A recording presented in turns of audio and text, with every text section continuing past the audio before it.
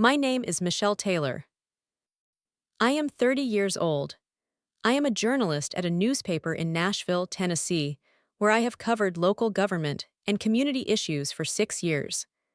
I write about real things that happen to real people, and I work to present those things accurately and completely and without distortion. I think about truth, specifically, about the obligation to handle truth carefully, to know the difference between what you know and what you infer, to understand that how you use information determines whether you are acting with integrity or against it. My mother used information I gave her in trust against me. She used it specifically, in the most vulnerable period of a life milestone, to do a specific kind of damage to my relationship with the people I was marrying into. And she did it, as people who use information this way always do, under the framing of concern. When I was 26, I went through a difficult period. My father had died in January of that year, a sudden heart attack, no warning, the kind of loss that arrives without preparation and reorganizes everything. I had been close to my father. I was not prepared. On top of the grief, I changed jobs at the end of that year, not a voluntary change, a company restructuring that left me without a position I had invested 3 years in. I moved apartments. I was managing 3 significant losses simultaneously, and I was doing it alone in a new city. I found a therapist. I want to be precise about this. I found a therapist in the way that healthy people find therapists, because I was going through a hard time and I wanted support from a professional who could help me process it. Not a crisis. Not a hospitalization. Not anything that required emergency intervention. A hard time, handled responsibly, with professional support for 8 months. I told my mother about the therapy.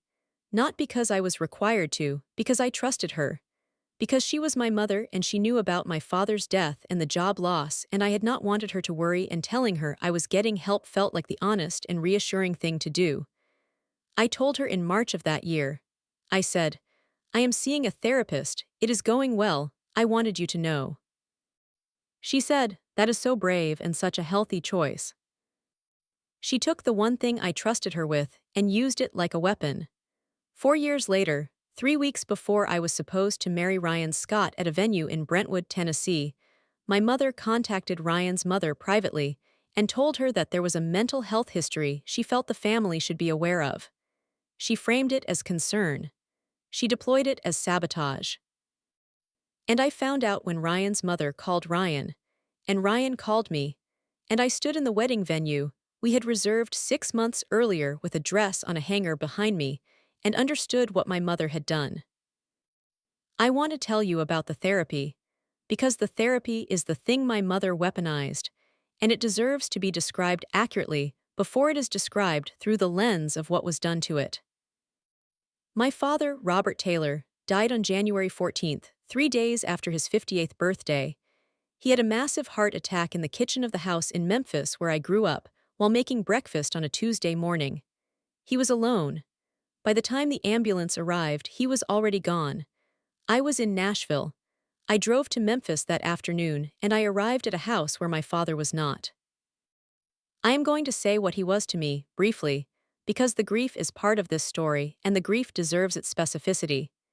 He was the person who read to me, who helped me with every school project, who drove me to my first journalism internship and sat in the car for 20 minutes after I went in, the way parents sit in cars after they have delivered their children somewhere significant. He was the first person who told me I should be a journalist. He was, in the specific way of fathers who know their children, the person who saw in me something I later built my life around. His death broke something open in me that I had not known was there. Not a crisis. I am using that word carefully, the way it should be used, to mean something requiring emergency care. Not a crisis. A rupture. A sudden, significant grief for a person I had not finished knowing, and would not get to finish knowing, combined with the specific disorientation of understanding that the world you are living in has permanently changed. The therapist's name was Dr. Patricia Webb. She was a grief specialist, which was what I needed. I found her in March, 2 months after my father died. I saw her every 2 weeks for 8 months. The work was specific to grief, naming it, processing it, understanding how it was shaping my daily experience and how to function within the shaped experience rather than fighting it. At the end of 8 months, I was not over my father's death. You do not get over the death of a parent, you learn to carry it differently. But I was carrying it in a way that was sustainable, and that was not impeding my daily life and my work. Alongside the grief therapy, Dr. Webb helped me work through the job loss and the apartment change, the concurrent losses that had compounded the grief into something more complex than any single loss would have been. I learned things about myself that I am genuinely grateful for: the tendency towards self-isolation when overwhelmed, the way I had been trained in my family of origin to manage feelings privately rather than asking for support. I learned how to ask for support. It was, in the specific ways that good therapy is useful, one of the more valuable 8 months of my life. I told my mother in March when I started. She received it with the warmth I described: so brave, such a healthy choice. She asked about it occasionally over the following months in the way of someone who is checking in rather than prying. I gave brief updates: it is going well, I am making progress. When I finished in November, I told her, I have finished therapy, I feel much better. She said, I am so proud of you. In the 4 years between that November and the 3 weeks before my wedding, I did not think about the therapy as a liability. It was simply a thing I had done that had helped me. It had been appropriate, professional, and beneficial. There was nothing in it that any reasonable person would characterize as alarming or as relevant to the question of whether I was a good person to marry. I had been wrong about one thing. The person I thought knew this was not a reasonable person about this particular subject. I want to tell you why I told my mother, because the why is important to the story. Not because it explains or excuses what she did with the information. Nothing explains or excuses what she did with it. But because the why is also the story of what trust looks like between a daughter and a mother, and what it costs when that trust is violated. My mother, Carol Taylor, is 55 years old. She is a former elementary school teacher who retired early to manage a small gift shop in Memphis that she has run for 9 years. She is warm in many ways. She is the kind of person who remembers details and follows up, who asks about your colleagues by name, who sends birthday cards that arrive on the correct day. She has been, for most of my life, a person I felt genuinely safe with. She is also a person who has a specific and significant concern about the way the world perceives her family. She cares, in the specific way of certain mothers of her generation and background, about the family narrative, about how the Taylors appear, about what people know and what they do not know, about the presentation of her children to the communities they move in. This is not unusual. It is a form of love that is also a form of control, and the two things are so intertwined that it is difficult to separate the care from the management. When I told her about the therapy, I told her from inside a place of trust. I had always told her the difficult things about my life: the job that was not going well, the relationship that had ended badly, the apartment that was making me unhappy. I told her these things because she was my mother, and because the specific burden of managing difficult things completely alone is its own form of suffering. I told her because telling someone you love makes things lighter. I also told her, specifically, because she had known about my father's death and the job loss, and I did not want her to worry unnecessarily. Telling her I was getting professional support was the reassuring choice. It said, I am struggling and I am doing something about it. She received it as the reassuring thing it was. She said everything a mother is supposed to say. What I did not account for was how my mother would hold that information 4 years later, in the context of a wedding she had complicated feelings about. She had complicated feelings about Ryan from the beginning.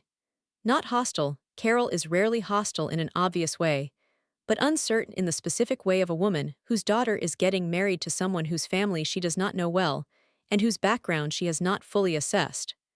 Ryan's family is from Murfreesboro. They are warm, practical, unpretentious people, exactly what they appear to be, which was apparently not the presentation my mother expected or found easy to calibrate against.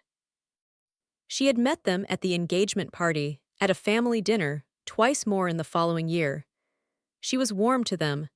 She was also, I came to understand, conducting a parallel assessment of them that she did not share with me. The assessment, apparently, concluded that the Scott family was the kind of family she needed to manage. Not manage warmly, manage strategically.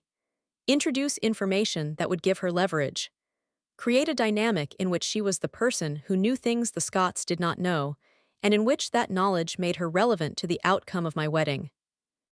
That is what she did. She did not call Ryan's mother out of genuine concern. She called to introduce information. She knew exactly what she was doing when she mentioned the therapy and framed it as a history, because the word history applied to mental health has a specific and loaded connotation in certain communities and among certain generations, and my mother knew the community and the generation she was calling into. She knew what the word would do. She chose to use it. Ryan Scott is 32 years old. He is a physical therapist at a sports medicine clinic in Nashville, which means he is trained in what happens when the body is under stress and how to restore function. He is also, in the non-professional sense, one of the most steady people I have ever been close to, steady in the specific way of someone who does not perform stability, but who has it as a fundamental orientation. He does not panic. He does not catastrophize. He assesses, he decides, and he acts. I met Ryan at a work event 3 years before the wedding, a community fundraiser I was covering for the paper, and that he had attended, because one of his patients was being recognized. He was at the same table, and he asked good questions about journalism, and I asked good questions about sports medicine, and we exchanged numbers at the end of the evening with the mutual understanding that this was not simply professional. We dated for a year and a half before he proposed. The proposal was at a restaurant in East Nashville where we had gone on our 4th date. He had remembered it specifically, had made the reservation months in advance, had not told me we were going there until we arrived. He got down on one knee and he said, "I have known since our 4th date. I want to spend the rest of my life knowing things about you." I said yes. I meant it completely. Ryan knew about my father. He knew about the grief. He knew I had been through a difficult period, not because I disclosed it in a clinical way, but because it came up naturally in the way things come up between people who are paying attention to each other. He knew I had done therapy, and he had said, at some point in our first year together, something I have not forgotten. That therapy was one of the markers he used for people who had good self-knowledge and were willing to do the work of understanding themselves. That comment was, in retrospect, one of the early pieces of information I had that Ryan was the right person. He did not have a complicated reaction to my mental health history, because it was not complicated. It was a period of grief, supported by professional care, that had produced a more self-aware and functional person. Anyone who would find this alarming was misunderstanding either what therapy is or what mental health means. Ryan's parents are James and Barbara Scott. James is a retired plumber who has done woodworking since retirement and who gives everyone he meets a project on the first visit. Barbara is a school librarian who has been at the same elementary school in Murfreesboro for 22 years and who is warm with the specific warmth of someone who has been managing children's wonder about the world for 2 decades and has not lost any of her own. They received me, from the first meeting, with the full warmth of people who were glad their son had found someone and did not need to manage the finding. When my mother called Barbara Scott 3 weeks before the wedding, she was calling a woman who had not given her any indication of concern about me. She was injecting concern into a relationship that did not have it. She was, in effect, trying to create in Barbara Scott a doubt that Barbara Scott had not developed independently. The reason this matters is the direction of the manipulation. My mother did not call a concerned future mother-in-law who had questions. She called a warm and accepting future mother-in-law and tried to give her questions. She tried to create the doubt she needed to exist in order to remain relevant to the situation. And she did this using the most private information she had about me. The information I had given her in trust, 4 years earlier, in a conversation that was supposed to stay between a mother and her daughter. Carol Taylor is 55 years old. She is a woman of considerable social intelligence. She knows how to read rooms, how to manage dynamics, how to present herself in ways that produce specific effects. She is never overtly hostile in social settings. She smiles. She asks the right questions. She is, to most people who meet her, warm and engaged and clearly caring about her daughter. She is also, underneath the warmth, a woman who experiences her daughter's life as partially hers to manage. Not consciously, not maliciously. I want to say this because it is true, and because understanding her does not require making her into a monster. She experiences my life this way because I am her only child, and because my father died, and because the grief of losing him reorganized her sense of what was hers to hold. I became, in the years after his death, the primary investment of her emotional life. This is not uncommon. A mother who has lost her spouse, and whose only child is moving into the next phase of their adult life, is a woman whose sense of relevance is being tested. The wedding was not simply a celebration to Carol. It was a recalibration, a moment at which her position in my life was changing, at which Ryan and his family were becoming the primary family I was anchoring to, at which the specific centrality she had occupied was being permanently adjusted. I understand this. I am a journalist. I understand motivation. The understanding does not excuse the behavior, but it explains the why of it. Carol contacted Barbara Scott not out of love for me, but out of fear of losing her position in my life. She tried to give Ryan's family a reason to need her, to establish herself as the person who knew important things about me that they did not know. She tried to insert herself into the Scott family's assessment of me, and by doing so, into the center of the pre-wedding dynamic. The information she chose to use was the therapy. I have thought about why she chose that specific thing, and my conclusion is that it was the most private thing she had about me. Not the most damaging in absolute terms. 8 months of grief therapy is not alarming to any reasonable person, but it was the thing I had given her specifically in confidence, and the confidence made it the most powerful thing to deploy. It was the evidence of trust. Using it was evidence of what she thought trust was for. I had noticed, in the year before the wedding, a specific quality to my mother's engagement with the wedding planning that I had not fully named but had registered. She was present. She had opinions about flowers and dresses, and the venue and the menu, the standard opinions of a mother planning her daughter's wedding. But she was also doing something adjacent to the planning that was its own project. She was managing the information landscape.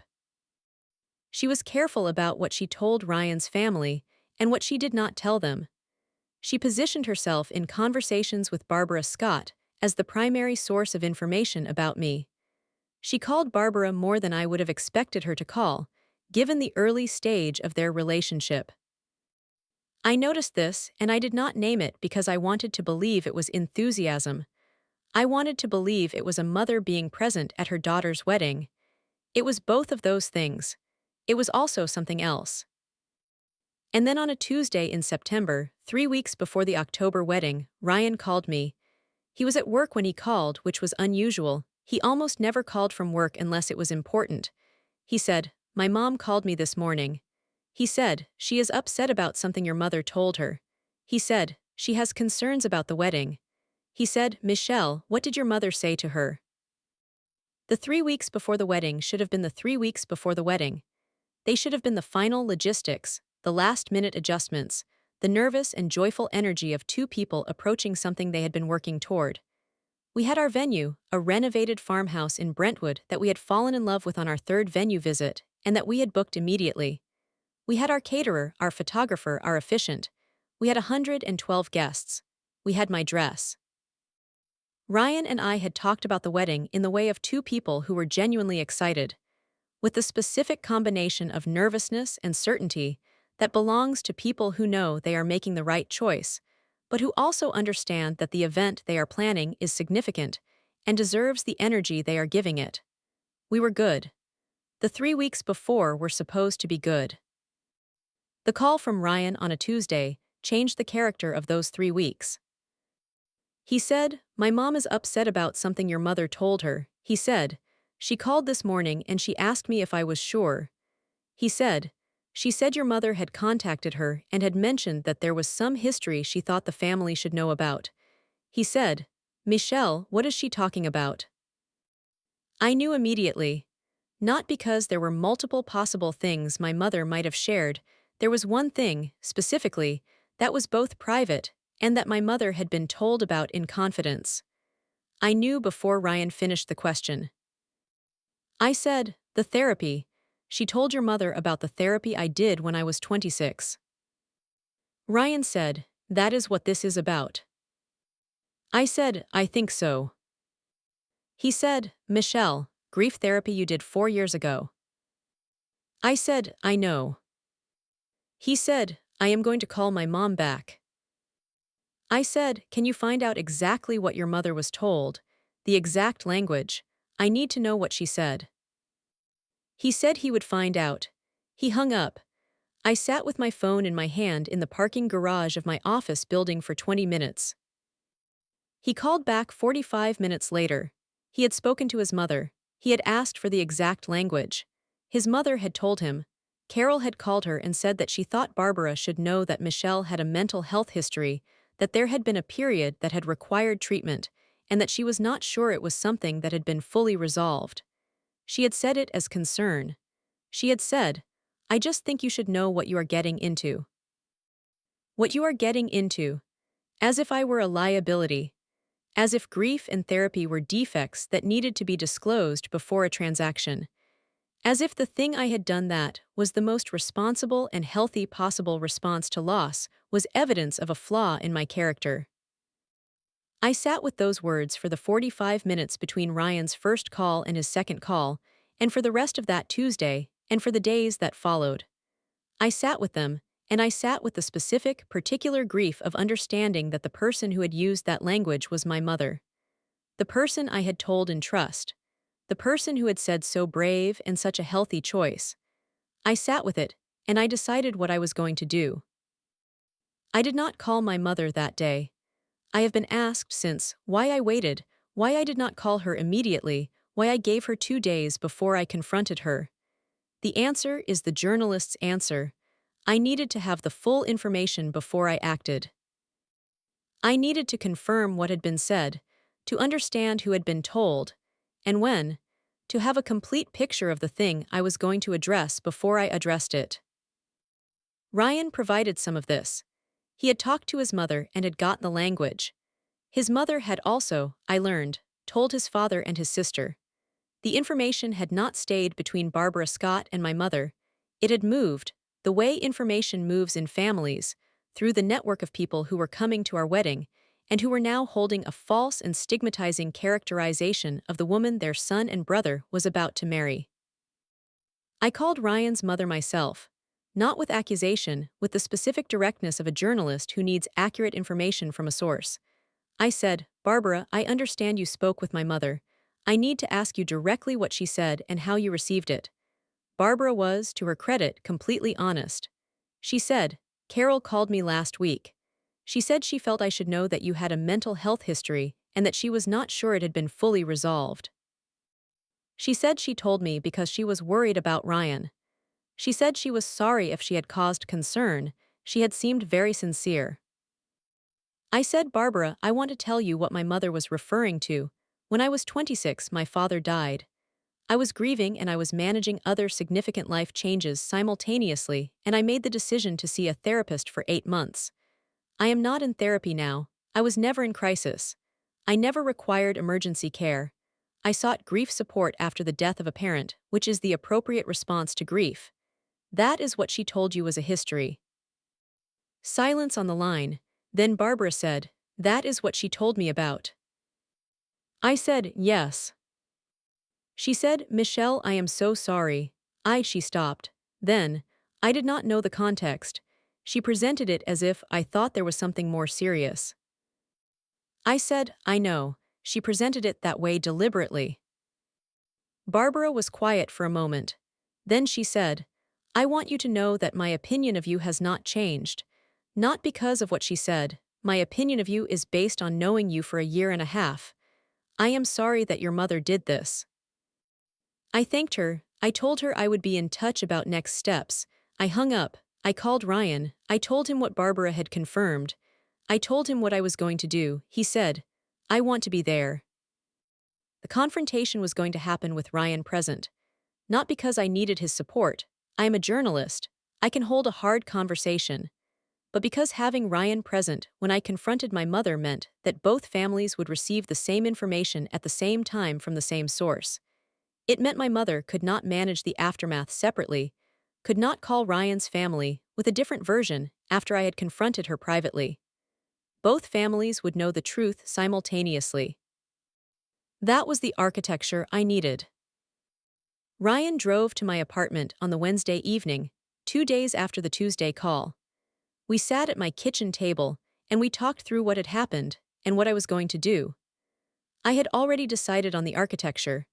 I was going to confront my mother in a conversation that included both Ryan and Barbara Scott on speakerphone, so that the correction of the false narrative happened in front of all affected parties simultaneously. Ryan looked at me across the table. He said, "This is going to be a hard conversation." I said, "I know."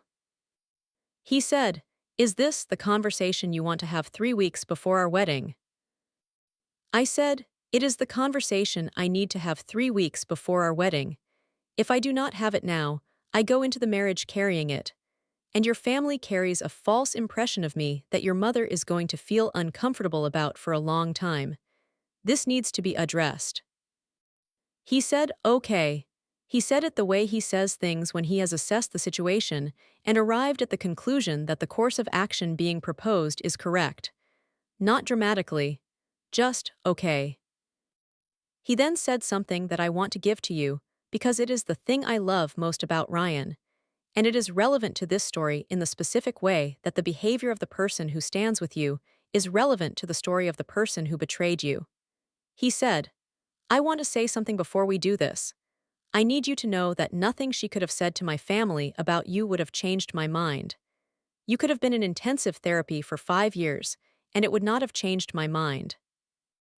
You could have a documented history of genuine crisis, and it would not have changed my mind. I married you because of who you are.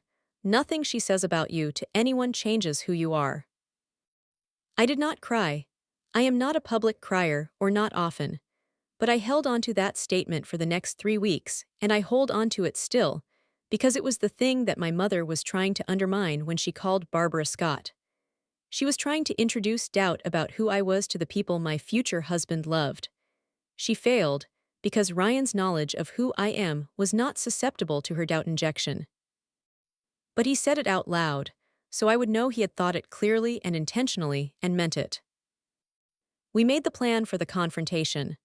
Ryan called his mother and told her what we were going to do and asked for her to be on speakerphone when the conversation happened. Barbara agreed. She said, "I want to hear this." I believe she meant that she wanted to witness the correction, to be present when the accurate information replaced the inaccurate impression my mother had created. I called my mother and told her I needed to see her. I said there was something I needed to discuss. She said, "Is everything okay?" in the specific way of someone who is asking whether their action has produced a detectable consequence. I said, "I will explain when I get there." I drove to Memphis on a Thursday. Ryan drove separately, meeting me there. Barbara was on the phone. We sat in my mother's living room and I began. My mother's living room in Memphis is the living room I grew up in. The furniture has changed, but the arrangement has not. The couch along the south wall, the armchair by the window that my father used to read in, the bookshelf that has the same books in the same order they have been in for 30 years. I have been in this room for every significant conversation of my childhood. I am in it now for a different kind of significant conversation. Ryan and I sat on the couch. My mother sat in the armchair. Ryan had his phone on the coffee table with Barbara Scott on speakerphone and the volume low, present in the room, but not dominating it. My mother looked at the phone with the expression of someone who has just understood that this conversation is more structured than she anticipated. I said, "Mom, I need to talk to you about what you told Barbara Scott." She said, "I was only trying to." I said, "I am going to ask you to let me finish before you respond. I said it clearly and without aggression. She stopped. I said, "You contacted Barbara Scott and told her that I had a mental health history that you thought she should know about. You told her that it had required treatment and that you were not sure it had been fully resolved. You told her you were concerned. You told her what you were telling her was for Ryan's benefit." She said, "I was concerned." I said, "Mom," she stopped again. I said, "The mental health history you told her about was 8 months of grief therapy I did after Dad died. I told you about it in confidence when I was 26. I told you because I trusted you. I told you because I wanted you to know I was getting support. I did not tell you so that you could disclose it to Ryan's family 4 years later as something they should be aware of before our wedding." She said, "I was worried about you. I wanted." I said, "What specifically were you worried about?" She stopped. I said, "Because if you were worried about me, the person to call was me, not Barbara Scott. If you had a genuine concern about my mental health, the appropriate response was a conversation with your daughter. You did not call me, you called my future mother-in-law. Can you explain why?" She looked at Ryan. He said nothing. He was sitting quietly with the specific quality of someone who is bearing witness rather than participating. She said, "I thought they had a right to know." I said, "Know what? That their son's fiancée went to grief therapy after her father died. What decision were they supposed to make with that information?" She said nothing. I said, "I am going to tell you what I think you were actually doing, because I think you deserve the honest version.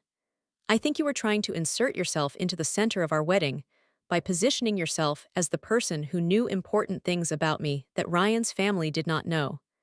I think you were trying to make yourself relevant to the Scotts in a moment when you were afraid of becoming less relevant to me. And I think you used the most private thing I had ever told you to do it." She looked at me for a long moment. From Barbara's phone, a small sound, the specific sound of someone who has heard something that confirms what they suspected.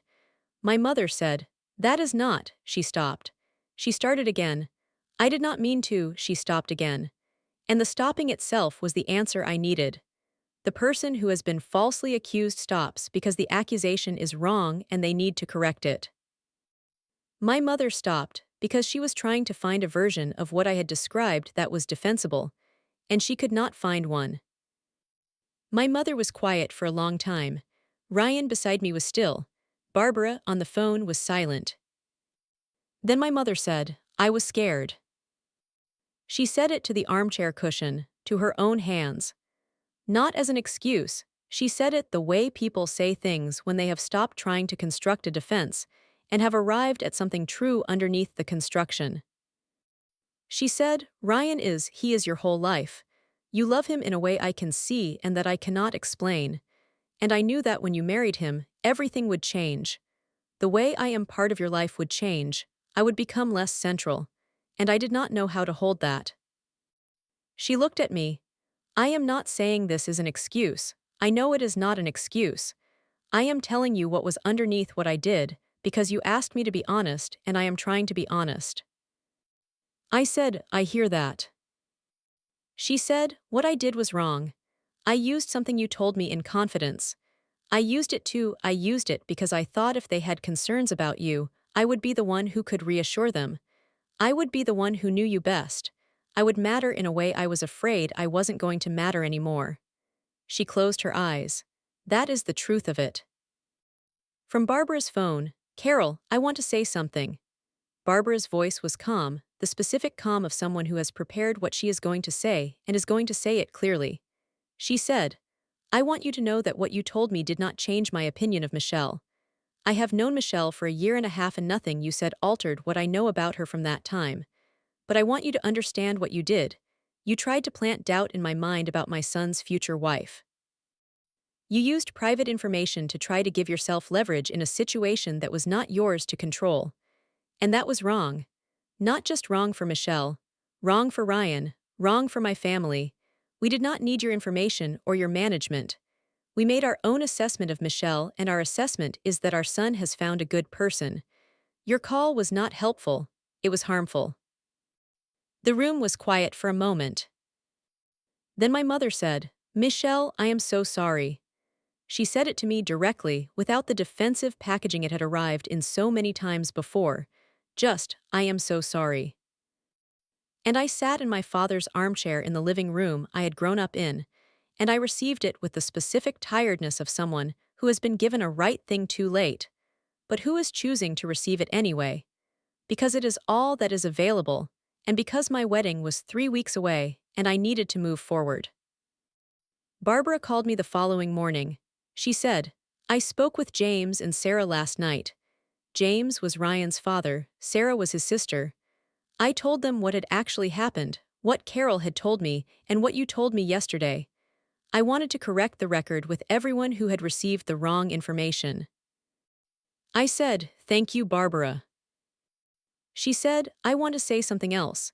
I should have called you when Carol first called me. I should have said, 'Carol told me something about you and I want to ask you directly if there is anything I should know.'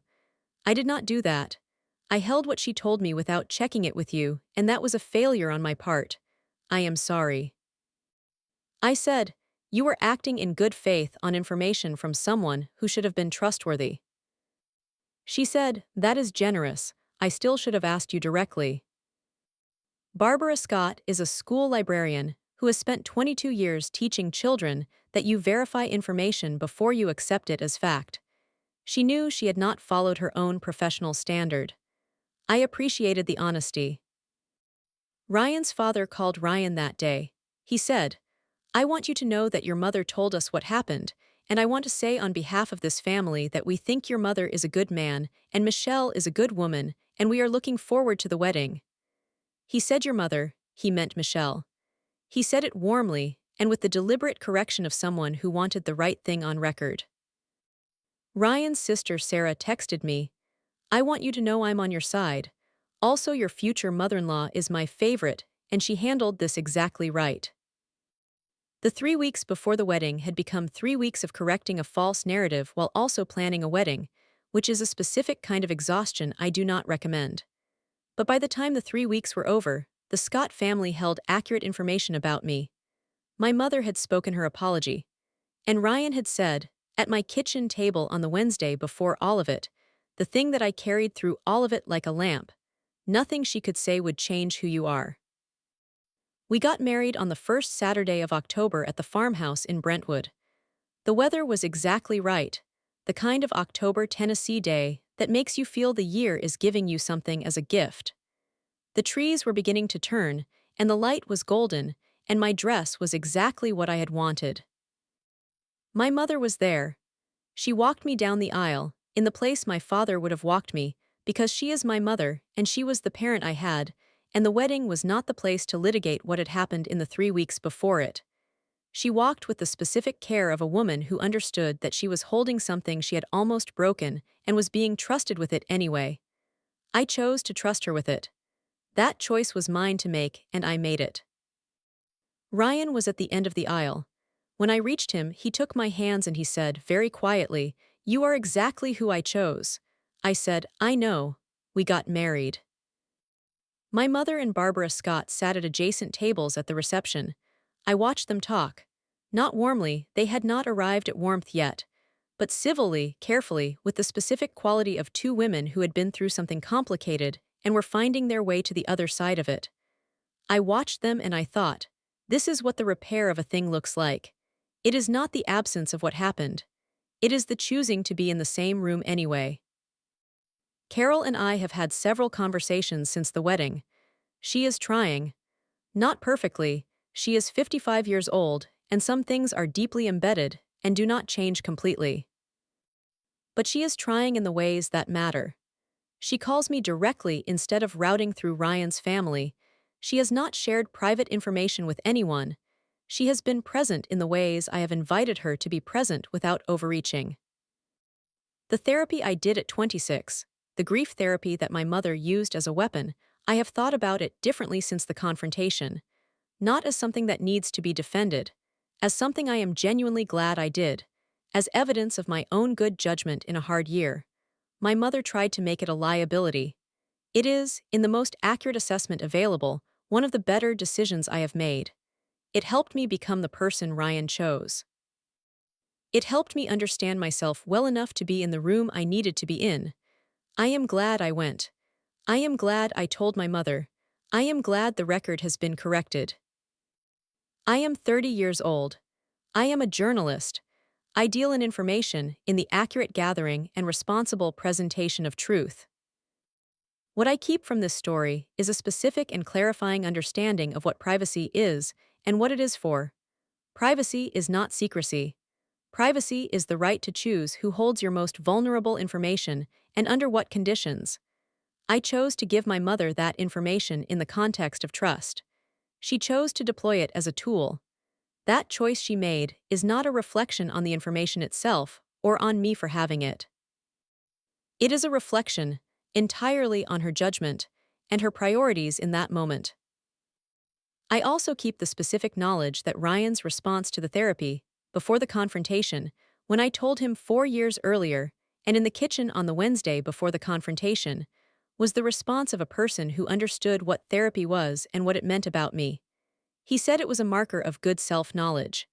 He said nothing she could say would change who I am. That response, that understanding, is what the right partner looks like. And I am grateful that the person I was about to marry had it. My mother is in my life. She was at the wedding. She calls on the right days. She is trying to be the mother she should have been in the 3 weeks before the wedding, in the ways she is able. I receive those efforts with the specific, careful grace of someone who has been betrayed by a person she loves and who has chosen to keep trying because the person is her mother, and the keeping trying is worth the cost. It is worth the cost because my father is dead and my mother is alive, and the living are worth the effort of staying in relationship with, when the relationship is real and the repair is genuine. Not every relationship warrants this. My mother's, for now, does. The therapy I did at 26, the grief work, the loss of my father, the 8 months with Dr. Webb was right. It was right and it was healthy and it made me better. It did not make me someone with a history. It made me someone who knew how to grieve and keep going. That is not a flaw. That is the opposite of a flaw. She took the one thing I trusted her with and used it like a weapon. And I took it back. In a living room in Memphis, in front of my husband and his mother, I took it back. And it is mine again, it always was. If you stayed until the end, thank you. This story is for everyone whose most private information was used against them by the person they trusted with it. For everyone who told a family member about therapy or medication or a mental health diagnosis, and watched that information be weaponized in a way that was supposed to make them smaller. For everyone whose decision to get help, the healthiest possible decision in a hard moment, was turned into a liability by someone who should have celebrated it. I want to say one thing directly. Seeking help is not a flaw. It is not a history. It is not something that requires disclosure to your future in-laws. It is evidence of self-knowledge and good judgment and the willingness to do the work of understanding yourself. Anyone who treats it otherwise is telling you something about themselves, not about you. And if someone has used your mental health history against you, if someone you trusted with your most private self used that trust as a weapon, you are allowed to take it back. The information is yours. The truth of it is yours. No one else's framing of your healing overrides your experience of it. Drop your city in the comments. Tell me if someone used your most private thing against you. I read every single one. Subscribe, hit the bell, share this. More stories coming. I'll see you next time.